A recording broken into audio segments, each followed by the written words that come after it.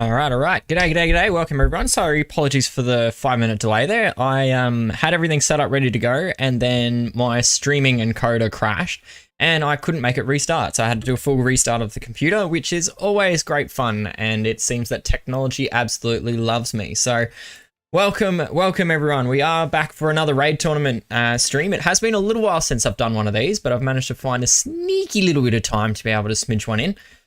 So yeah, that's where we're at the moment. So I'm just going to quickly drop that into chat just so that it comes up onto my screen. But yeah, as we can see, we've got another set of the raid tournament hits. We've got a 4-star buff booster tournament with every element permitted. So yeah, it's a bit of a fun one.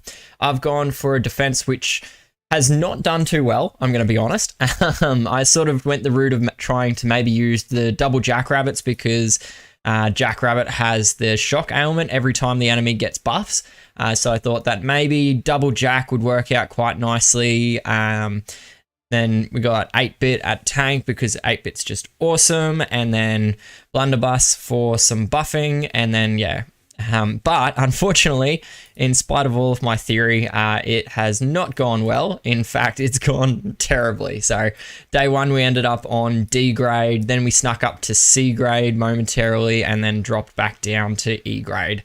So I think it was C, D, E, E. And then we're looking at getting another E again today. So yeah, unfortunate, but nothing that I can really do about it at this stage. I really struggle with setting 4-star defenses, particularly buff booster. It doesn't seem to matter for me which level of rarity it is for buff booster. It's always a bit of a coin flip when it comes to my defense setting, whether it does well or does bad. And I apply the same theory every time. So yeah, go figure with that one. You can see there I've got 2 defeats. One of them, well, it's okay.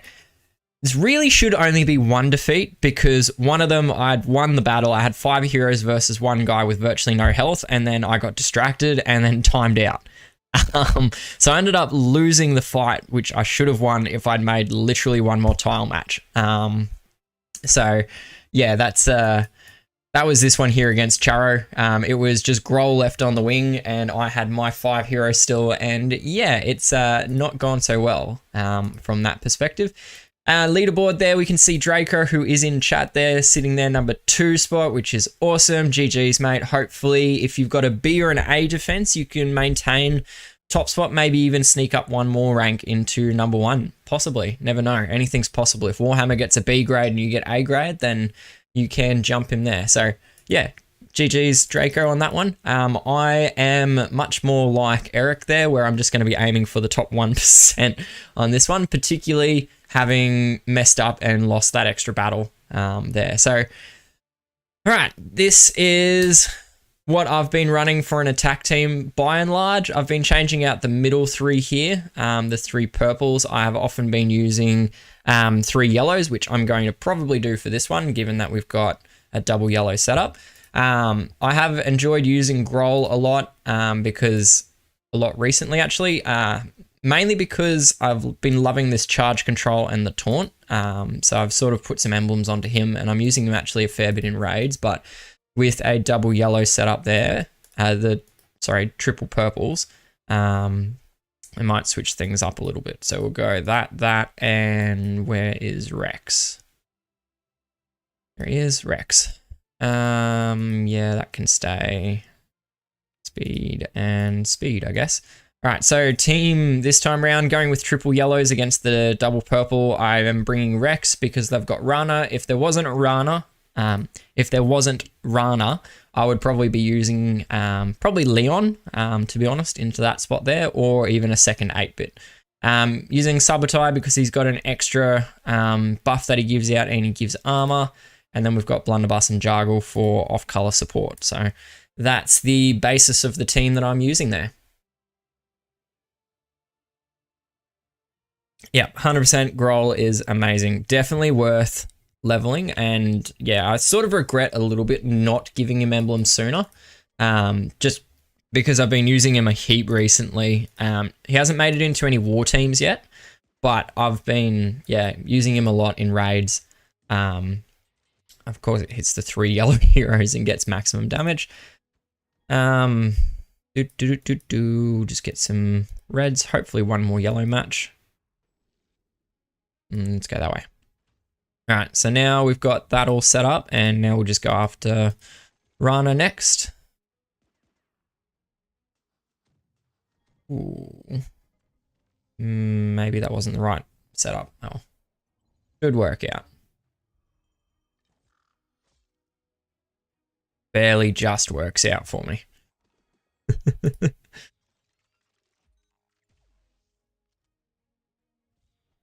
All right, there we go. Get rid of the counter attack over here.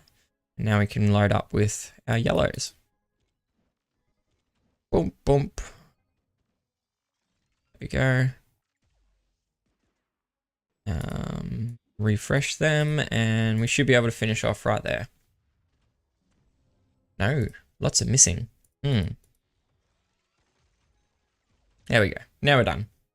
All right, so first one's done. First one's sorted. A little bit lucky, I think, in some of it, but that's all right, particularly with Rex hanging on. Another runner. I've seen this a couple times, and I'm going to be honest, I get rather excited whenever I see Monkey Wrench on a defense team because he does pretty much nothing, which is really bad to say, but yeah, I get quite excited there. This one's got a lot of emblems on it, but it doesn't really change the fact that he does small amount of damage to start with, creates some minions, and then the minions don't do anything for 3 turns. And then even then, it's only a small amount of damage that the minions are doing.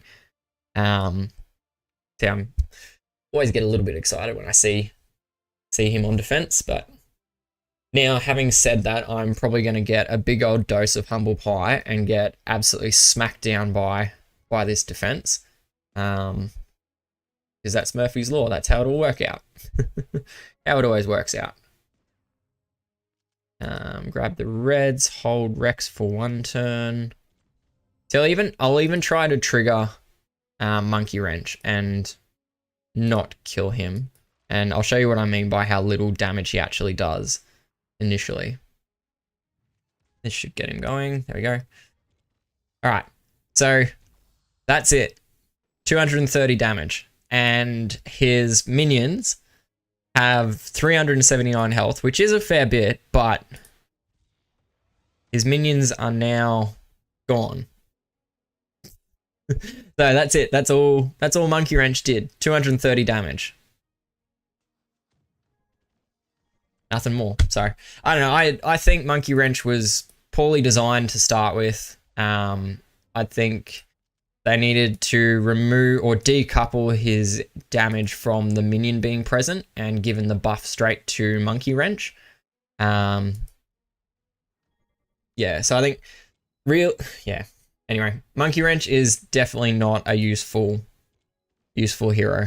Unfortunately, his any effects which are conditional on something else still happening is just not going to be effective most of the time. Like you think about him right there, his ongoing damage is conditional on the monkey minions being alive, but the monkey minions are relatively flimsy or relatively beefy, but more to the point, the damage is only coming every 3 turns. If the damage was being done every turn, then sure, couple it to the minions, but because it's every 3 turns, you know, I've got 3 turns to kill the minions before I get any damage coming from it. So, yeah. Which is unfortunate because, as you said, Eric, the other 2 4-star heroes from Monster Island are actually very good. Both Chase and Strongbow are quite fantastic for 4-star heroes. And it's just let down there by poor Monkey Wrench. Lindsay, and I'll find Grohl's at the top, isn't he? Because I've been using him in an actual raid team. There he is. Alright. Switching up to 3 purples this time because they've got quite a lot of yellow. In fact, Revenant's got all yellow. So it makes it a little bit more obvious to do a color switch there.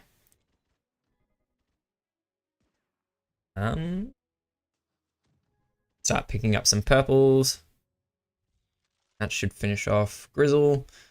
Go to some purples, and then we can play Whack-A-Mole now. We'll do that on him. I do love Demonica there. Just lots of self-healing. I saw an interesting one, an interesting question the other day, actually. It was a question between leveling Holden and Demonica. And I think if, like, just looking at their cards, I would instinctively vote for Holden. But the problem for me is that I don't use Holden much. I've got him leveled up, but he's just, like, I don't use him much. Whereas Demonica, I pull out every time we've got a 4-star tournament and I want to stack against the tank and stuff. So yeah, interesting one, because it's not the obvious answer to go for Demonica over Holden, but for me that was just the way it goes, because Holden, he's got a little bit of damage and he's got the attack buff, but the attack buff is only to nearby, whereas Demonica's kicking out a bit faster. She's got the family bonus and she's also got the self-healing, which lends more aid to her staying alive. All right, blue tank, I'm not going to change because we're just going to run with it and see how we go. I've not actually used any green heroes so far in this tournament.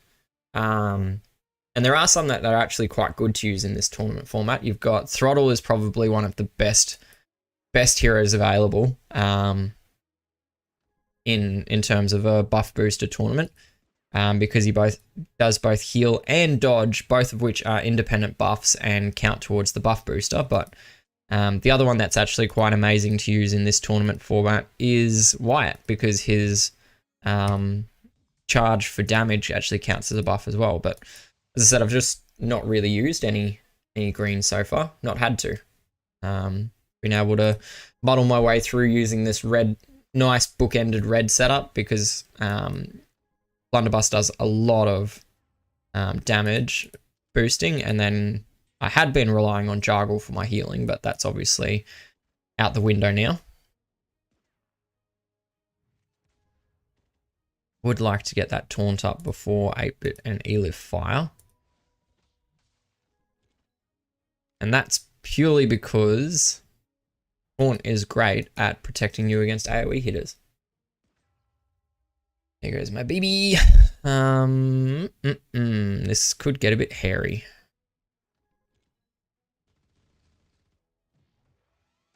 Could get very hairy.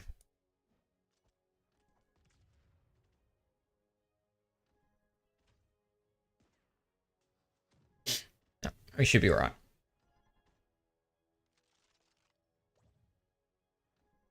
Now we just got to deal with 8-bit, which we should manage in the next turn. There we go. Excellent. Perfect. Never in doubt. Oops. What have we done? There we go. I was going to say, what have we done? We've managed to freeze it. Nope. Excellent. All right. Well, we got, one fight left, and we're pushing on the boundary, I think, there of top 1%. Where are we? 898. Yeah. So we're about 300-ish positions. A double monkey wrench setup. Both with massive emblems. Wow. That's impressive. They must have some setup where they really use monkey wrench, because that's a lot of minions to put out. A lot of emblems, sorry, to put out. Wow, that's interesting. I mean, I'd love to hear from someone if you've got monkey wrench leveled and you use them and you've got a nice setup for them, but I've just not been able to think of anything which would lend any real, that I'd actually want to level him up and use him, let alone emblem, let alone do 2 of them here. So yeah, if anyone does use monkey wrench and has monkey wrench leveled up, I'd love to hear from yous. Because that's staggering to me. Sorry, like I'm still sort of blown away a little bit by this double monkey wrench setup. Because we're going to see a monkey wrench fire, but again, like 215 damage. The monkeys are kicking out 9 damage. And in 3 turns time, I'll get another 100% damage, which is going to be about 40 damage, maybe 40 to 50 damage. And that's assuming that these monkeys survive, and one's already gone. Like, I don't know. I just can't see a use for it. Like, this is so baffling. Like, all right, we'll leave that minion alone. Not that I can kill it anyway, but we'll leave it alone and see what damage it comes back with. What was that? 104 damage is how much I copped from that monkey minion. That's it. 104 damage. I don't know. I just don't know. Maybe I am missing something, but I'm just not seeing it. So, there we go. Monkey minions are all done. Monkey wrenches are all gone, and now it's just me v Riot Go.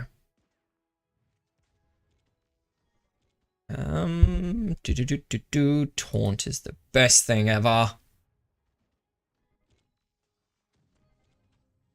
That's it. The double monkey wrenches has fallen. All right. Well, there we go. One top 1% managed to sneak in there, even with the 2 losses and an E-grade defense. So we'll just have to wait and see though if it actually sticks, because 489 isn't far into 1%. I think 1% bracket is at about 650-ish. So it's, yeah, not much wriggle room there, and I could actually fall down to top 5% on the back of my defense team, being at E grade. So yeah, we'll just have to wait and see that one. Request from chat from Eric there, just to review or have a quick thoughts on Mantis. So Mantis is the new hero added to season 2. Green 5-star hero, assault class, a member of the corporate family. Corporate family is the one that does the chance to apply healing that the enemy team gets. So it's like a healing intercept, I guess. So that's an interesting one. It's not the best of the family bonuses. I think the best ones is actually on the Vigilante family there, which is the chance to apply dodge when they use a special skill. And the Hacker family is the chance to reflect status ailments back to the caster, which isn't a bad one either. But yeah, so I think family bonus wise, it's the weakest of the family bonuses. And yeah, assault class, so heavily contested. There's not a huge number of what I'd consider A++ assault heroes though. So easily able to get up in there in terms of the height or the options. Stats wise, very heavily geared towards that attack stat. 822 is the highest green attack stat in the game. It was Mayor Vinaya at 788-ish, I think it was. But then there's also Minamoto's quite high as well, but this is much higher than either of them. Defense suffers as a result, and the health is about average, I think, just looking at it. Special skill speed is 69, which is the child in me wants to start giggling, but I'm not going to. But if I quickly consult my charts, I think 69 is in the 8 tiles to charge bracket. Where are we? That one. 69, yeah, 8 tiles to charge. So every 8 tiles, I think it's a she in the storyline. She'll charge her special skill, which is, it's on the faster end of the spectrum. If you can give it a +3, it does drop it down to 7 tiles, and as yet, there's no way of getting down to 6 tiles on green, because there's not a speed gun that can go +10 or +11. I think it is, yeah, +11 needed to get there. So 7 tiles is as fast as you can get it, which means it's an interesting special skill because it's done like Crash, where the first time you charge, 72 is very fast, Eric. So yeah, +3 gets you down to 7 tiles to charge, but still needs 4 ghosted tiles. So go figure. Anyway, it's worded like Crash and it executes like Crash. So each time Mantis fires her special skill, it moves on to the next iteration in a battle. So the first time she fires, it deals damage to the target and applies bleed to the target. Second time, it's target and nearby for both damage and bleed. And third time she fires, it's damage and bleed to all enemies. Now, remembering that this is 7 tiles at best for each charge, 8 tiles normal. So 8 tiles, 16 tiles, 24 tiles. Which is a lot of green tiles to move in a raid without coming out with a victory, but it is possible. By the time you're getting to that third charge, you're probably not needing damage to all enemies because you've probably killed most of the enemies once you're up to 24 green tiles played. So that's the main thing I have against these sort of special skills is by the time you actually get to the really good ones, most of the battle's already done. In terms of the effect itself, we've got 270% damage to the target nearby, or all enemies, depending on which one it is. At 822 attack, that is quite a substantial amount of damage, particularly on the DOA 5 option on the end there. 270 is low for a sniper, average-ish for a DOA 3, and fairly high for DOA 5. The bleed damage at 309 over 3 turns is 103 bleed per turn. That's, I think, the same as what Mortis used to do. And I think it's a bit more than what Mortis does now, just for perspective. So overall, not a bad hero, very situational, because in order to get the most bang for buck out of Mantis, you're needing to fire multiple times in a battle, which for my personal taste, I find is not overly common that you're going to get to that third charge. It is possible, don't get me wrong, but I think usually by the time you're firing 24 tiles of green, you will have finished most of the fight, kind of thing. So, yeah, that's general thoughts, I guess, on Mantis. Worth leveling if you get her, but I wouldn't grade her, like I wouldn't put her as one of the best ever green heroes. I think there's still some which are much more useful overall. So ones like Hopper, Mortis, even Emma, I think is probably more consistent in her execution, because Emma, you're going to get 6 shots every time. Whereas Mantis, you're needing to get to these lower charges to really get some effect out of her. So yeah, Mayor Vinaya definitely is still better than Mantis from my perspective of the Season 2 green heroes. So that's Mayor there, and I don't think that... Oh, Walker as well. Probably Mantis above Walker, but below Mayor Vinaya would be the order of the 3 green heroes from Season 2. So yeah, I guess that's probably all I've really got for this one. Oh, I didn't reset my raid chest. Bloody clown. That was 5 free hits that I just completely wasted. Anyway, all right, so there we go. We are still top 1%. We've managed to get, should have been 24 out of 25 hits. We did beat a couple names along the way. We got Raz from the Pirate Horde, who I beat down, Scare, who often win or does all right in raiding stuff, and then a couple others that we know from around the joint as well. This was the only one we truly lost to, and it looks like it should be an easy win, and it should have been an easy win, but my entire board was one-off matches. I had no cascades of any description, which really didn't help me at all. Yeah, so anyway, that's probably all I've got for this one. Nice, short and sharp, easy peasy one. So yeah, good luck with your own raid tournament hits, and I guess I'll see most of you guys tomorrow for the Alliance War hits that we've got. So we did draw Bearded Lumberjacks. I have set up the stream and the stream link already, so you can just pin it in a background or browser or whatever and tune in when it comes time, or set some reminders or whatever that YouTube lets you do. But the link is already up there on my channel. I will be streaming from about this time tomorrow, actually, maybe a couple hours later. But yeah, it'll depend really on what happens tomorrow with regards to Bubba, but as to if I manage to stick with that or not. But anyway, I'm waffling, so I will bid you all adieu, and I will see you guys all in the next stream. Until then, stay safe and happy gaming. Bye.